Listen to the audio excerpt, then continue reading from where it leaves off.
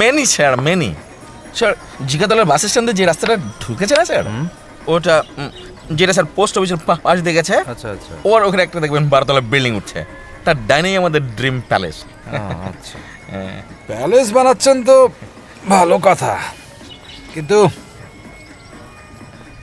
আপনার ওই যে বিল্ডিং বানানোর সময় রাস্তার উপরে বালি, তারপর বিকাশ পেমেন্টে 10,000 টাকার বেশি অফার, শপিং চলছে তো।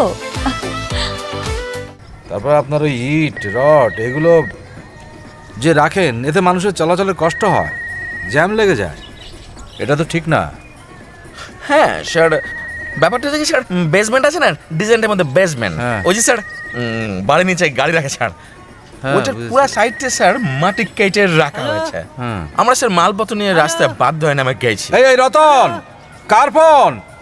খালুজান লাইন কাইটা গেছে। হ্যাঁ বলেন, আপনাদের প্রপোজালটা কি বলেন? স্যার এখানে তো জমি আছে 10 কাঠা, তাই না স্যার? হ্যাঁ ওই রকমই হবে বোধহয়।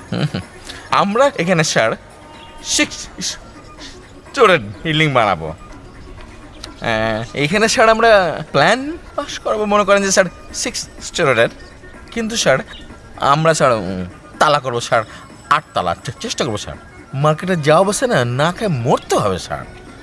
কতগুলো ফ্ল্যাট হবে?